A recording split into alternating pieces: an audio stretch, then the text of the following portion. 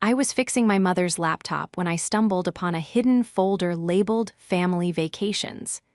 Inside were thousands of photos of my mother and sisters celebrating holidays, birthdays, and trips I was told never happened. I paid for their lives, yet I was erased from them.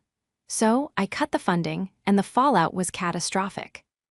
Before we continue today's story, we have an urgent announcement to make. Due to technical issues, we are pivoting towards another channel. Please subscribe to our new channel, Kin and Karma. You can find the link in the video description, the pinned comment, and the collaboration tag on this video. Make sure to switch over now so you don't miss out. Thank you for your support. Now back to the story. The silence in my mother's living room usually felt peaceful, a respite from the chaotic, high-stakes world of forensic accounting, where I spent 60 hours a week hunting down hidden assets and exposing corporate fraud. Today, however, the silence felt heavy, pressing against my temples like a physical weight. I was sitting at the mahogany dining table, a table I had paid for 3 years ago when my mother, Joyce, cried about the old one having a wobble, staring at the glowing screen of her MacBook. She had called me over in a panic, claiming the screen was doing that flickering thing again, and that she couldn't access her banking app. As the dutiful oldest daughter, the one who lived only 20 minutes away and had made a career out of being reliable, I came over immediately. I had fixed the screen issue in under 5 minutes. It was just a loose display setting she had likely toggled by accident. But while I was running a quick diagnostic to make sure her hard drive wasn't failing, she had complained about it being slow. A notification popped up in the corner of the screen. Upload complete, Cabo Trip 2023 to Dropbox. My fingers froze on the trackpad. Cabo. My mother hadn't been to Cabo ever to my knowledge. Just last month, during the dates implied by a 2023 folder, she had told me she was bedridden with a severe migraine that lasted a week.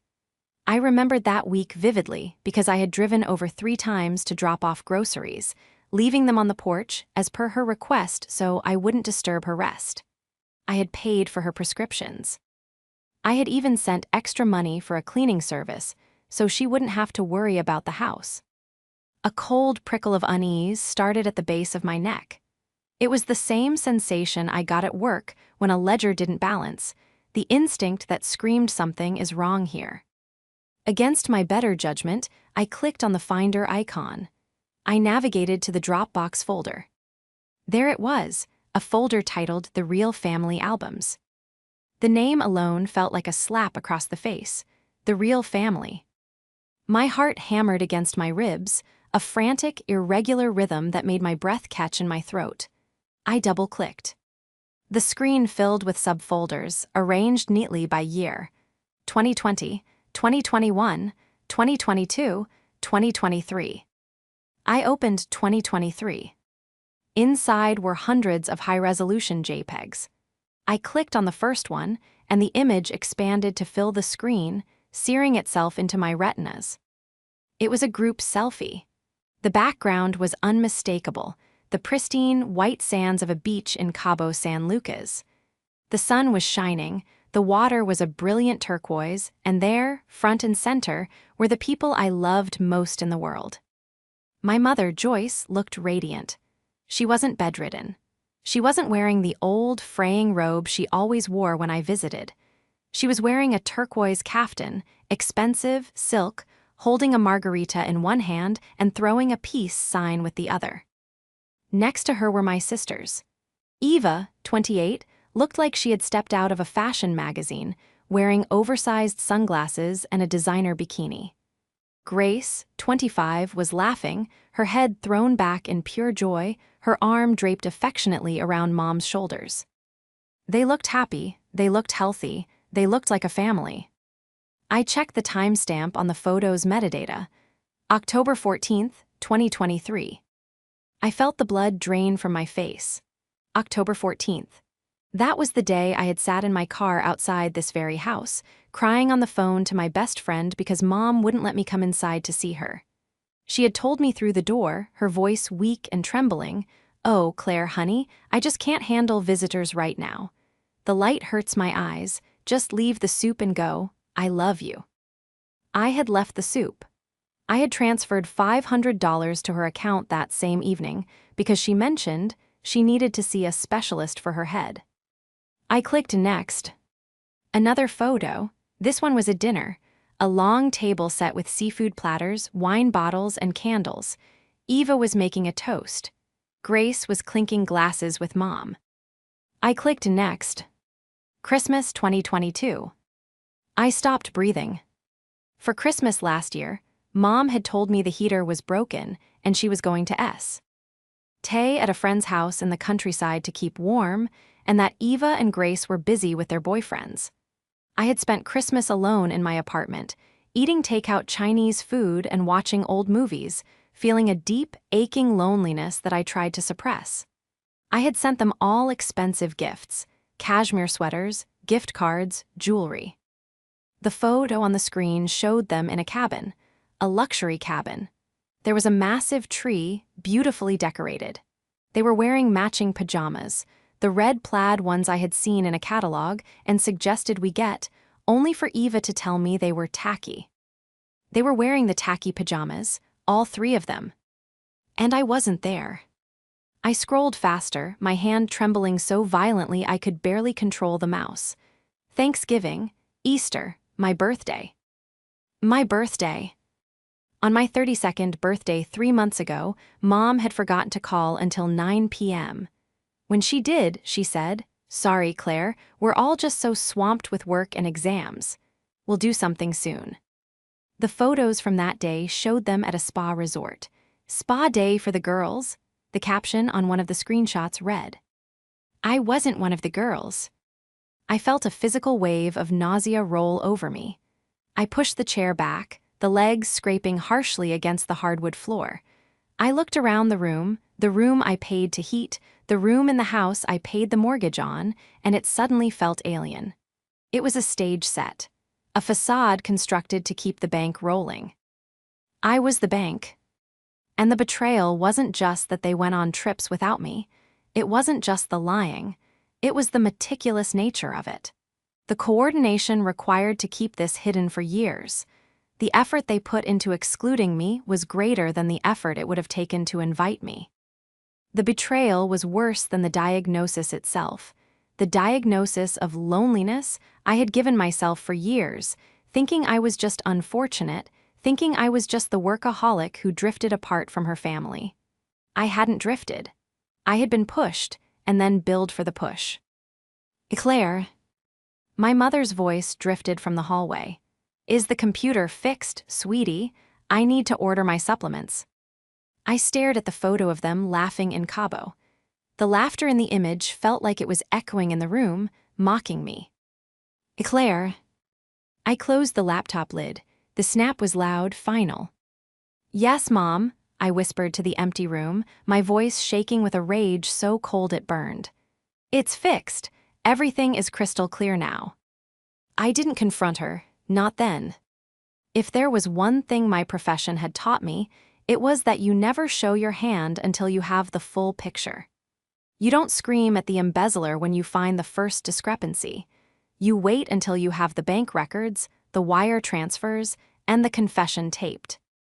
I walked out of the dining room and met Joyce in the hallway. She was wearing her sick outfit, a faded gray cardigan wrapped tightly around her frame, walking with a slight stoop. It was a performance. I saw it now. I saw the slight tension in her shoulders that wasn't from pain, but from holding a pose. "All done," I said. My voice sounded hollow, distant, like it was coming from someone else. It was just a display setting. "Oh, thank goodness," she sighed, leaning against the wall dramatically. "I don't know what I'd do without you, Claire. You're the only one who understands these machines. Eva is always so busy with her her marketing projects, and Grace is drowning in coursework." "Right," I said, gripping my car keys so hard the metal bit into my palm. "Busy. Busy drinking margaritas in Cabo. Busy skiing in Aspen." "I have to go, Mom. Work emergency," I lied. "Oh," her face fell, a practiced mask of disappointment. "I was hoping you could run to the pharmacy for me. My back is flaring up again. I need the heating patches, the expensive ones. Usually, I would have said yes. I would have driven to 3 different pharmacies to find the specific brand she liked. I would have bought her snacks too, just to cheer her up. I can't, I said. Ask Eva. Joyce blinked, genuinely surprised. Eva? Oh, I can't bother her. She's in the middle of a big campaign launch. I'm sure she can find 5 minutes, I said, stepping onto the porch. I sent the money for the patches last week. You should have plenty left. I didn't wait for her response. I walked to my car, got in, and locked the doors. As I pulled out of the driveway, I looked in the rearview mirror. Joyce was watching from the window, her posture suddenly much straighter, her expression less frail widow and more annoyed customer. The drive home was a blur. I didn't cry. I think I was in shock. My mind was racing, cataloging every interaction from the last 5 years, recontextualizing every excuse. We're keeping Thanksgiving small this year, just me and the girls watching movies in pajamas. You'd be bored, Claire. You know how much you hate doing. Nothing. Grace's graduation is ticket-only, sweetie. They only gave us 3. Since I'm the mom and Eva helped her study, we thought, well, you understand, right? You're so busy with tax season anyway. I had understood. I had always understood. I was the reliable, boring ATM machine sister. I was the one who didn't fit the vibe. When I got to my apartment, a modest, clean place that cost a fraction of what I spent on my mother's lifestyle, I went straight to my home office. I sat down at my triple monitor setup and did what I did best. I opened a spreadsheet. I logged into my bank accounts. I pulled up 5 years of statements. I created columns: mortgage, mom's house; utilities, medical expenses; cash transfers, credit card payments; authorized user Joyce; tuition, Grace; business loan, Eva. I started typing. The numbers began to tally up, and the sum was nauseating. $3,000 a month for the mortgage, $500 for utilities, varying amounts for medical emergencies that suspiciously aligned with the dates of the trips I had seen in the folder. October 2023. I had transferred $2,500 for specialist visits and new medication. The flight to Cabo for 3 people would have cost roughly $1,800. The Airbnb, another $1,000. I was funding my own exclusion. I pulled up social media. I had blocked Eva and Grace on Instagram years ago, or rather, they had blocked me, claiming they wanted a private profile for their close friends and didn't want me worrying about them. I had accepted it. I created a burner account. It took 3 minutes. I searched for Eva's handle at Eva Elevates, public profile. It was all there. The secret folder wasn't just secret memories, it was public content. There was a reel from the Christmas cabin. Best Christmas ever with the squad, family first blessed. I watched the video. Joyce was dancing, actually dancing, shaking her hips, laughing, holding a glass of champagne. Mom looks great for someone with chronic spinal stenosis, I muttered to the empty room. Then I saw the comments. User Grace Space, so glad we ditched the negative energy this year, best vibes only. User Eva Elevates, totally, life is too short for buzzkills. Buzzkill, that was me. I was the buzzkill who paid for the champagne they were drinking. My phone buzzed. It was a text from Joyce. Joyce, Claire, I'm really disappointed you couldn't get the patches. I'm in a lot of pain. Also, the electricity bill came in. It's higher this month because of the heating. Can you transfer $400? I stared at the message. The audacity was breathtaking. It was almost impressive. I looked back at my spreadsheet. The total column at the bottom was blinking at me. Over the last 5 years, I had given them nearly $200,000.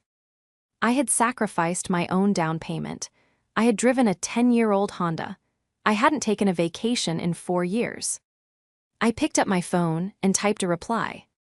Me, I'll look at it tomorrow. Rest up. I put the phone down. They thought I was just the wallet.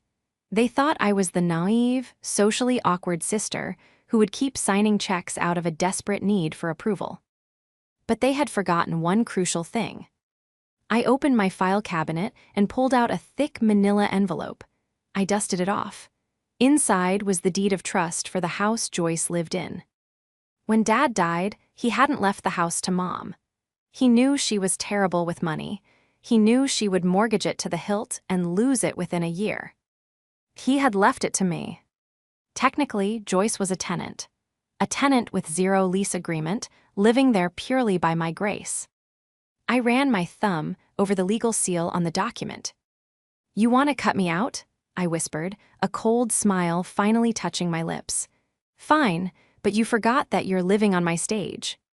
To understand why this betrayal cut so deep, you have to understand the history. You have to understand the roles we were assigned the day my father died 10 years ago. I was 22, Eva was 18, Grace was 15. Dad was the rock, Mom was the kite. She was beautiful, flighty, emotional, and utterly incapable of handling reality. When Dad had a massive heart attack, the world collapsed. At the funeral, Mom was a wreck. She couldn't speak. She couldn't stand. She clung to me, sobbing into my blazer, telling everyone, "Claire is the strong one. Claire will take care of us." And I did. I believed it was my duty. I dropped out of my master's program for a year to stabilize the family finances. I got a job. I managed the estate. I shielded them from the debt Dad had hidden. I became the parent. Eva and Grace were the traumatized children. They needed therapy, which I paid for. They needed breaks, which I funded. They needed to find themselves. Somewhere along the line, Claire is the strong one turned into Claire doesn't have feelings. Claire will take care of us turned into Cly. Ray owes us. I became the infrastructure of their lives, invisible, essential, and only noticed when I malfunctioned.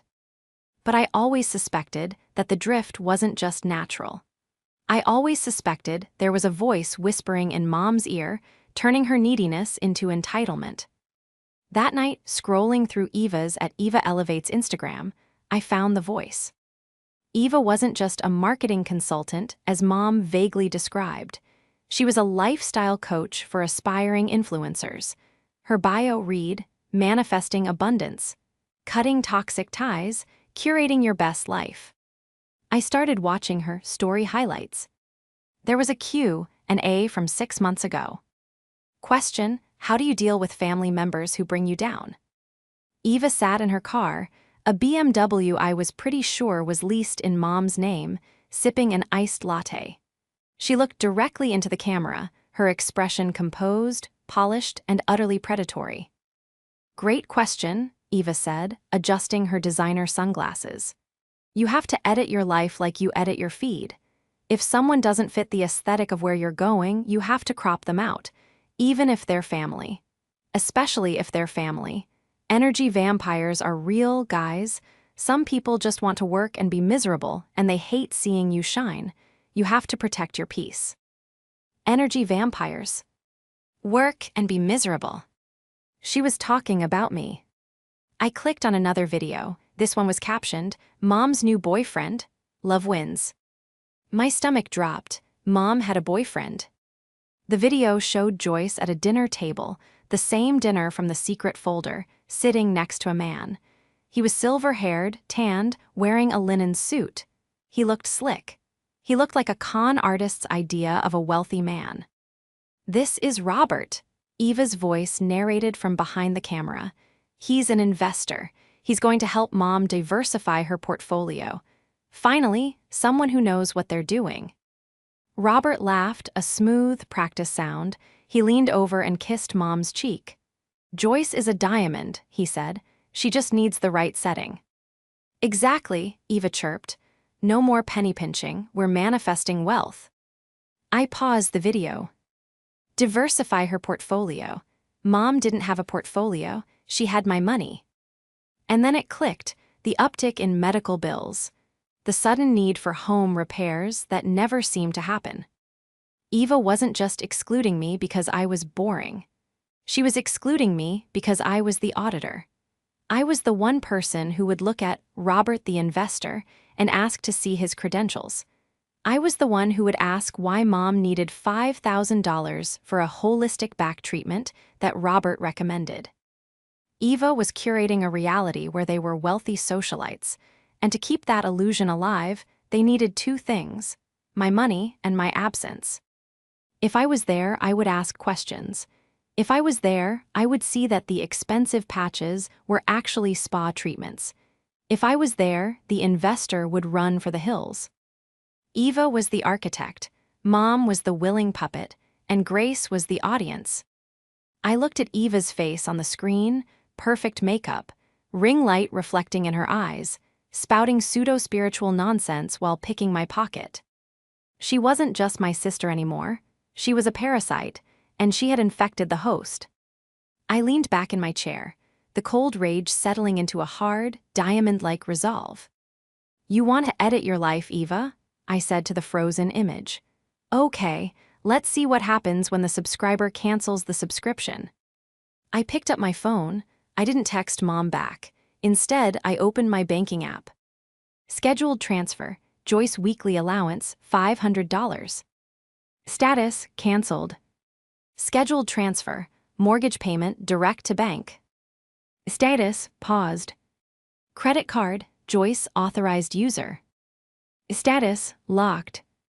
I wasn't just going to stop paying. I was going to investigate Robert. I was going to investigate Eva's business. And I was going to use the one thing they didn't have, actual skills, to tear their little fantasy world apart. The next morning, my phone was a ticking time bomb I deliberately ignored.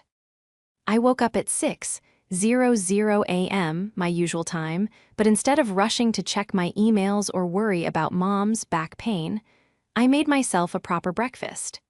Eggs, toast, coffee from the French press.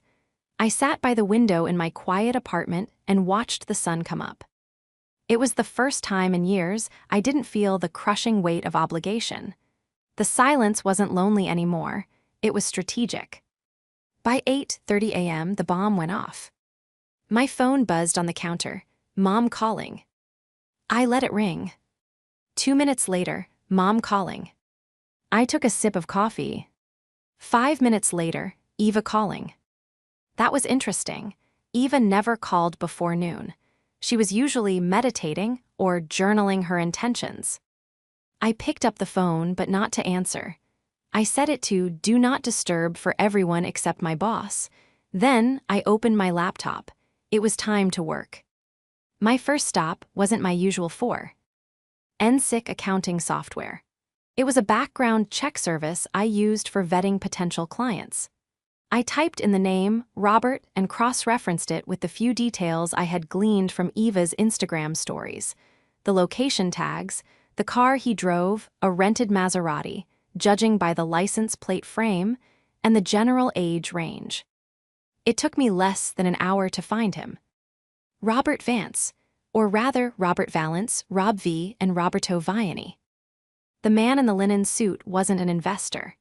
He was a seminar leader for a multi-level marketing scheme that had collapsed in Florida 3 years ago. Before that, he had a string of failed businesses involving timeshares and exclusive travel clubs. There were forum posts from angry ex-girlfriends warning about him borrowing money for sure-thing investments and vanishing. He wasn't rich. He was hunting for someone who looked rich but was actually desperate for validation. Someone like my mother. Someone like Eva. I dug deeper into Eva's business. Eva Elevates LLC. It didn't exist. There was no business registration.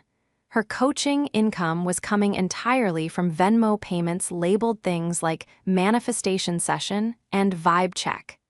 And looking at the public Venmo feed amateur mistake, most of the payments were coming from Joyce. My mother was paying my sister to be her life coach, and I was paying my mother. It was a closed loop of delusion, fueled by my paycheck. By noon, my phone had 17 missed calls and a string of increasingly frantic texts. Joyce, Claire, the card was declined at the pharmacy. I'm embarrassed. Please fix this ASAP. Eva, where are you? Mom is freaking out. She needs her meds. Stop ignoring us, it's childish. Grace, hey, did you change the Netflix password? I can't log in. I laughed out loud at Grace's text. That was the priority, not Mom's health, not my silence. Netflix. I decided to escalate. I called the bank that held the mortgage on Mom's house. As the deed holder and primary borrower, I had full authority. Hi, I said to the representative, keeping my voice professional and calm. I need to discuss the terms of the mortgage on the property at 42 Willow Creek Lane. I'd like to explore the option of selling the property or transferring the title. Certainly, ma'am. Let me pull up your file. Also, I added, I need a copy of the last 12 months of statements sent to my email, not the physical address. I suspect some mail has been intercepted. While I was on hold, I drafted an email to a real estate agent friend of mine, Sarah. Subject, potential listing. Body, hi Sarah, hypothetically, what could I get for a 4-bedroom colonial in Willow Creek if I needed a quick sale? Asking for a friend. The pieces were falling into place. I wasn't just reacting anymore, I was building a case. I was constructing a trap that would snap shut the moment they tried to lie to me again. At 2:00 p.m., I finally answered the phone. Hello. Claire, it was Eva. Her voice was shrill, tight with anger. Where the hell have you been? Mom is literally crying in the kitchen. Her card was declined for her medicine. I know, I said calmly. I canceled it. There was a stunned silence on the other end. You, what? I canceled the card, I repeated, and I stopped the transfer. Are you insane? Eva shrieked. She's sick, she needs that money. How could you be so selfish? Do you want her to die? She's not dying, Eva. She has spinal stenosis, not a terminal illness. And considering she was dancing on a table in Cabo last month, I think her back is doing just fine. The silence that followed was deafening. It was the sound of a carefully constructed reality shattering. I don't know what you're talking about, Eva stammered, her voice dropping an octave. I saw the folder, Eva, I said, my voice ice cold. The Dropbox folder on Mom's laptop. Cabo, the ski trip, the spa days. The real family albums. Claire, wait. I saw Robert too, I continued, cutting her off. And I know who he is. I know he's a con man, Eva. Does Mom know, or are you two in on it together? You're crazy, Eva whispered. You're just jealous because you have no life. Maybe, I said, but I have the deed to the house. What? The house, I said clearly. It's in my name, Dad left it to me, Mom just lives there. That's a lie, Eva screamed. Mom owns that house, she said Dad left it to her. She lied, I said. Just like she lied about being sick in October, just like she lied about Christmas, just like you lied about your business. I took a deep breath. I'm coming over at 6:00 p.m. Tell Mom to be ready, and tell Robert to be there too. I want to meet the investor who's spending my money. I hung up. I arrived at the house at 5:58 p.m. There was a strange car in the driveway, the Maserati. Robert was there. I walked up the path, clutching a leather portfolio. Inside were the bank statements, the deed, and the printout of Robert's background check. I didn't knock, I used my key. The living room was tense. Mom was sitting on the sofa, clutching a tissue, looking genuinely terrified. Eva was pacing by the fireplace, her arms crossed, looking furious. Grace was sitting on the floor, looking confused and slightly bored, scrolling on her phone. And there, standing by the window with a glass of scotch in his hand, was Robert. He looked exactly like he did in the video, but older, worn around the edges. When I walked in, he flashed a blinding, veneer-white smile. Ah, the famous Claire, he boomed, walking toward me with an outstretched hand. Joyce has told me so much about you, the financial wizard. I didn't shake his hand. I walked past him and stood in the center of the room. Sit down, I said. Robert blinked, his smile faltering. Excuse me. Sit down, Robert, I repeated, unless you want me to call the police and report a trespasser. Mom let out a small sob. Claire, please, don't be like this. Robert is a guest. Robert is a grifter, I said, dropping the portfolio onto the coffee table with a heavy thud. Excuse me, Robert sputtered, his face reddening. Young lady, I am a respected. You are Robert Vance, I interrupted, pulling out the background check.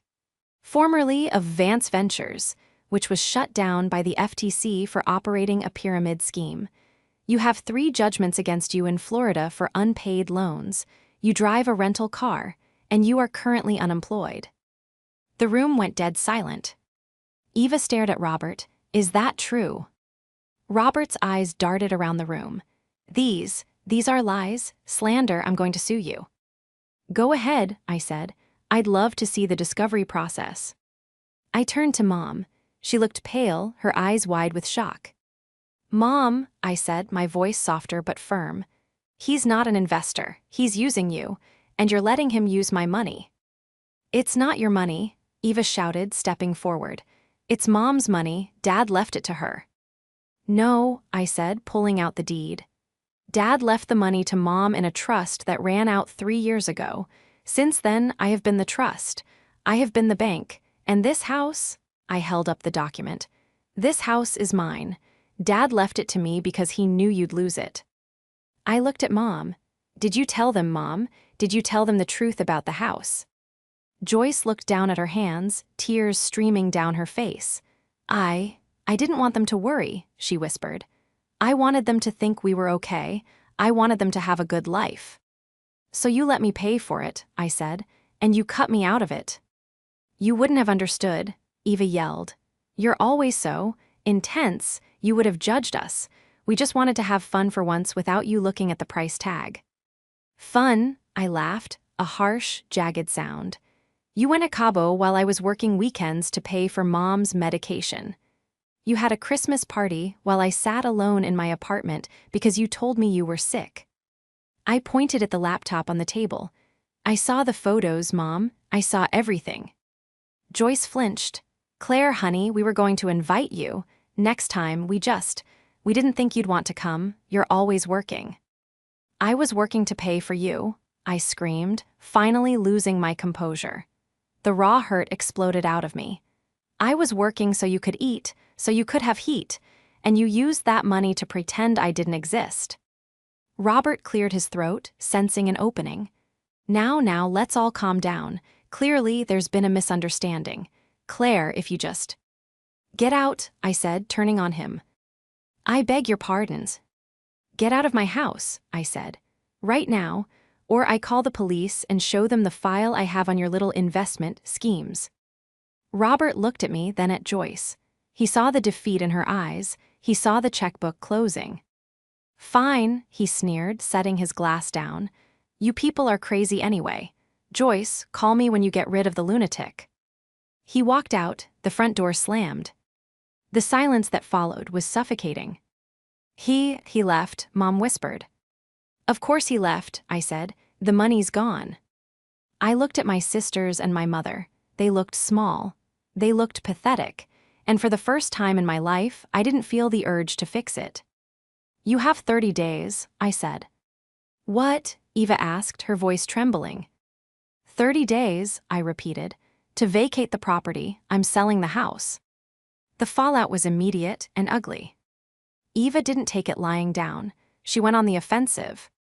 The next day, my phone blew up with notifications. Eva had posted a series of story times on her Instagram. She didn't name me, but she talked about a toxic family member who was financially abusive and trying to make an elderly woman homeless out of spite. Imagine kicking your own mother out on the street because you're jealous of her happiness, Eva said to the camera, wiping away a fake tear. We need help, guys. We're starting a GoFundMe for legal fees to fight this injustice. She was spinning the narrative. She was trying to use the court of public opinion to pressure me into backing down. But she had made a fatal error. She had underestimated my documentation. I didn't engage with her on social media. I engaged with a lawyer. I hired a fierce property attorney named Mr. Henderson. We drafted an eviction notice. But more importantly, I compiled a dossier of every single transaction over the last 5 years. I found the receipts for the Cabo trip. They were paid for using a credit card that was in Mom's name, but paid off directly from my checking account. I found the invoices for Eva's business expenses. Designer clothes, spa treatments, dinners, all charged to that same card. And then I found the smoking gun. While digging through the old emails on Mom's shared family cloud account, which I still had access to, I found an email thread between Joyce and Robert. "Robert, don't worry about the deed, babe. Once we get married, marital property laws in this state are tricky. If she tries to evict you, we can claim constructive trust since you've lived there for 10 years. We can tie her up in court for years. She'll settle just to make it stop. Joyce, okay. I just hope she doesn't find out about the loan." Loan? I froze. What loan? I ran a credit check on the property address. There it was, a lien. Joyce had taken out a home improvement loan for $50,000 against the house 3 months ago. She had forged my signature. My blood ran cold. This wasn't just exclusion, this was fraud, felony fraud. I sat in my office, staring at the forged signature on the digital document. It was a shaky approximation of my handwriting. They weren't just using me, they were actively stealing from me. They were willing to destroy my credit, my financial future, just to keep the party going. I called Mr. Henderson. "Change of plans," I said, my voice trembling with adrenaline. "We're not just evicting them, we're filing a police report." "Are you sure, Claire?" he asked. "This is your mother." "She forged my signature on a $50,000 loan," I said. "She's not my mother anymore, she's a liability." I didn't stop there.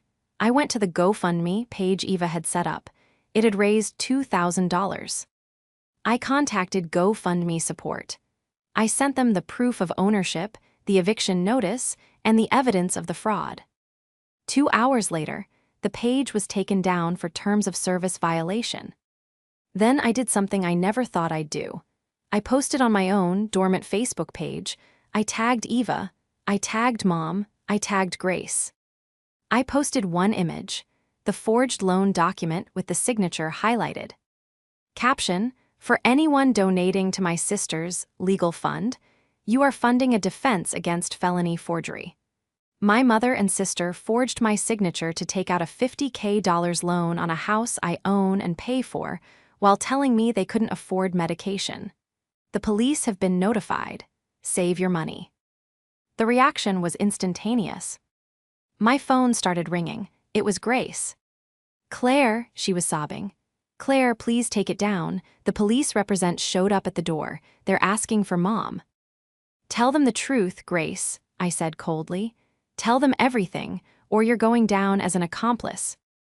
"I didn't sign it," Grace screamed. "It was Eva. Eva made Mom do it. She said you'd never notice."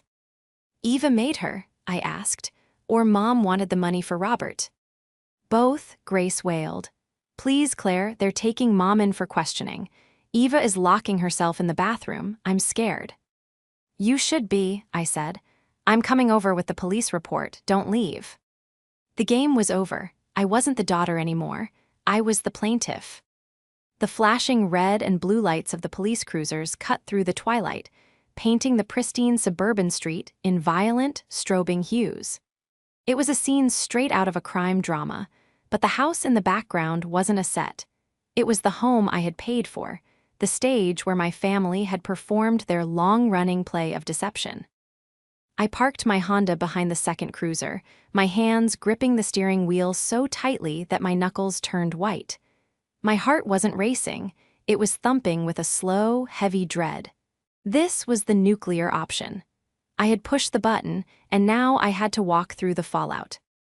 I grabbed my file, the evidence locker, as I'd mentally dubbed it, and stepped out into the cool evening air.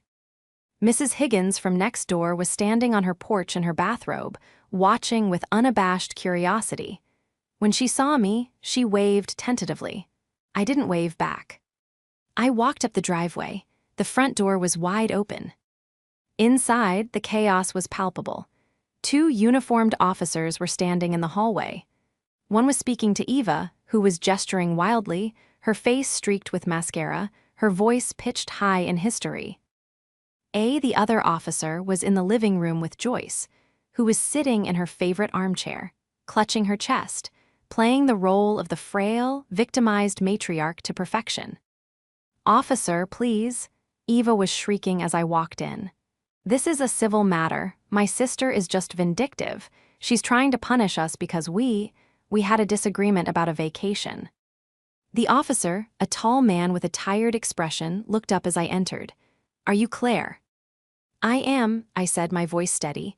"I'm the homeowner and the victim of the fraud." "She's lying," Eva shouted, pointing a manicured finger at me. "She authorized the loan.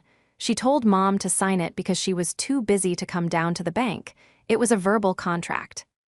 I ignored her and walked straight to the officer.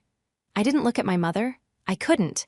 If I looked at her, small, weeping, looking at me with those betrayed, doe-like eyes, I might crumble. I had to be the forensic accountant now, not the daughter. "Officer," I said, opening my portfolio. "I have the deed to the property proving sole ownership. I have a sworn affidavit from the bank manager stating that the signature on the loan documents does not match my signature card on file. And I have the email correspondence between my mother and her associate, Robert Vance, explicitly discussing how to hide the loan from me." I handed him the stack of papers. The officer flipped through them, his eyebrows raising as he saw the emails.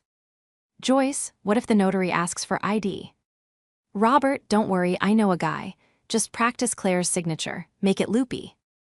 That's fabricated," Eva screamed, lunging toward the papers. The officer stepped between us, his hand resting on his belt. "Ma'am, step back," he ordered, his voice dropping an octave. "Mom," Eva wailed, turning to Joyce. Tell them Claire said it was okay." I finally looked at my mother. She was trembling. She looked older than I had ever seen her. For a moment, the silence stretched, heavy and suffocating. This was her chance. She could tell the truth. She could save what little dignity was left. Joyce looked at the officer, then at me. Her eyes hardened. "She did," Joyce whispered, her voice shaking. "Claire told me to do it. She said she wanted to help me fix the roof. She's lying now because she hates my boyfriend. She's always been jealous." The knife twisted in my gut. Even now. Even with the police in her living room, she chose the lie. She chose the money. "That is a lie," I said, my voice devoid of emotion. "And I can prove it." I turned to the corner of the room where Grace was sitting. She was curled into a ball on the ottoman, her knees pulled up to her chest, holding her phone. She hadn't said a word since I walked in. "Grace," I said softly. Grace looked up. Her face was pale, her eyes red-rimmed. "Grace," I repeated, "you were there when they signed the papers. You told me on the phone that Eva made Mom do it. You said you were scared." "Shut up, Grace," Eva hissed. "Don't say anything." "Miss," the officer said, turning to Grace, "if you know something about this, you need to speak up. This is a felony investigation. Obstructing it or lying to an officer is a serious crime." Grace looked at Eva, who was glaring at her with pure venom. Then she looked at Mom, who was weeping into a tissue, muttering about her poor heart. Then she looked at me. I didn't glare, I didn't plead. I just waited. Grace took a shaky breath. She stood up, her legs trembling. "I have a video," she whispered. "What?" Eva froze. "I have a video," Grace said louder, her voice gaining strength. "From that day, I was filming a TikTok in the kitchen. I didn't post it, but the camera was running." She tapped her screen and held the phone out to the officer. The room went silent. The only sound was the tinny audio coming from the smartphone speakers. "Video voice, Eva. Just sign it, Mom. Claire never checks her credit report. By the time she notices, Robert's investment will pay off and will pay it back. She's so stupid, she'll never know." Video voice, Joyce. "I don't know, Eva. It looks like a forgery." Video voice, Eva. "It's not forgery if we're family. It's borrowing. Just do it, or we can't go to Italy next month." The officer stopped the video. He looked at Eva. He looked at Joyce. "That seems pretty definitive," he said dryly. "Grace," Eva shrieked, launching herself at her sister. "You little traitor, I'll kill you." "Hey," the officers moved instantly. One of them grabbed Eva by the arm as she tried to claw at Grace. She thrashed, screaming obscenities that would have made a sailor blush. "Let go of me, do you know who I am? I have a following, I will ruin you." "You're under arrest, ma'am," the officer said, pulling out his cuffs. "For fraud, conspiracy, and assault." Joyce let out a wail that sounded like a wounded animal. "No, not my baby. Take Claire, T's Claire's fault." The second officer approached Joyce. "Ma'am, I'm going to need you to stand up. You're also under arrest for forgery and fraud." "I can't," Joyce sobbed, clinging to the chair. "My back, I'm disabled, you can't take me." "We can call an ambulance to transport you to the station if necessary," the officer said impassively. "But you are coming with us." I watched as they handcuffed my sister. I watched as my mother, miraculously finding the strength to walk when the threat of a stretcher appeared, was led out in cuffs, weeping about how ungrateful her children were. As they passed me, Joyce stopped. She looked me dead in the eye. "I gave you life," she spat, her face twisted into a mask of pure ugliness. "And this is how you repay me? Over money? You are dead to me, Claire, you are dead." I looked at the woman who had raised me. I looked at the person I had spent my entire adult life trying to please, trying to buy love from. "I know," I said quietly. "I've been dead to you for years, Mom. I was just the ghost who paid the bills." She was led out to the cruiser. I stood in the empty hallway with Grace. The silence in the house was absolute. "I'm sorry," Grace whispered, staring at the floor. "I'm so sorry, Claire." I looked at her. She was 25, but she looked 12. "Go pack a bag, Grace," I said, my voice tired. "You can't stay here. The police are going to seal the scene." "Where will I go?" she asked, tears spilling over.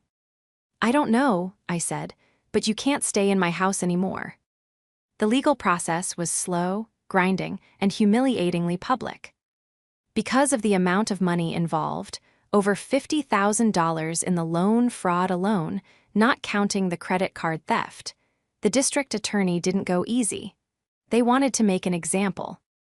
Joyce's medical condition miraculously improved when she realized that prison infirmaries weren't comfortable. Her lawyer, a public defender, because I refused to pay for one, managed to plead her down. Because of her age and coercion by her daughter and boyfriend, she avoided significant jail time. She was sentenced to 5 years of probation, restitution, and 500 hours of community service. The restitution was a joke. She had no money. The investor, Robert, had vanished into the wind the moment the cuffs went on Eva. Eva didn't fare as well. The video Grace provided, combined with her social media posts flaunting the stolen money, painted a picture of a remorseless manipulator. She was sentenced to 18 months in a minimum security facility for grand larceny and conspiracy. Her brand was destroyed. The comments on her Instagram shifted from "Yas Queen" to "thief" overnight. She tried to start a Free Eva campaign from prison. It had 0 followers. As for me, I cleaned out the house. It took me 3 weeks. I did it alone. I didn't hire movers. I needed to touch every object to process the memories and discard them. I found boxes of old photos in the attic, the real ones from when Dad was alive. I kept those. I found the secret folder laptop. I wiped the drive and donated it to a local school. I didn't want to see those pictures ever again. I sold the house. The market was hot, and despite the bad energy Joyce had left behind, it sold for way over asking price. I used the proceeds to pay off the fraudulent loan, which, legally, was still attached to the deed until I settled it, and recouped the money I had spent on the mortgage over the last decade. The day I handed the keys to the new owners, a young couple with a baby on the way, I felt a physical weight lift off my shoulders. It was as if I had been carrying a backpack full of stones for 10 years, and suddenly I was floating. I met Grace for coffee 2 months later. She looked different. She was wearing a uniform from a local bakery. No designer sunglasses, no perfect manicure. She looked tired, but she looked real. "How are you?" I asked, sipping my black coffee. "Okay," Grace said. "I'm renting a room in a shared house near the university. I re-enrolled in classes. Financial aid is covering most of it, and I'm working to pay the rest." "That's good," I said. "I went to see Mom," Grace said quietly. I didn't say anything. I hadn't spoken to Joyce since the arrest. "She's living in a state-assisted apartment," Grace continued. "She complains a lot. She still blames you. She says you ruined the family." "I saved myself," I corrected. "I know," Grace said. She reached across the table, her hand hovering near mine but not touching. "Claire, I really am sorry. For everything. For the trips. For the lying. It was easier to go along with them than to fight Eva. She was so loud and you were so quiet." "I know," I said. "It's easy to ignore the person who pays the bills until the check bounces." "I want to pay you back," Grace said earnestly. "I know I can't pay for everything, but for my share of the trips." I looked at her. I saw the regret in her eyes. I saw the potential for a decent human being finally emerging from the shadow of our mother's narcissism. "You don't have to pay me back in money," I said. "Just finish your degree, don't be like them. Be someone who earns their own way." Grace nodded, tears welling up. "I will." I stood up. "I have to get back to work." "Claire," Grace called out as I turned to leave. Can I call you sometime, just to talk?" I paused. I thought about the years of silence. I thought about the secret folder. But then I thought about the video Grace had handed to the police. She had made a choice that day. She had chosen the truth over the tribe. "Yeah," I said softly. "You can call, but Grace." "Yeah. If you ever ask me for money, I block the number."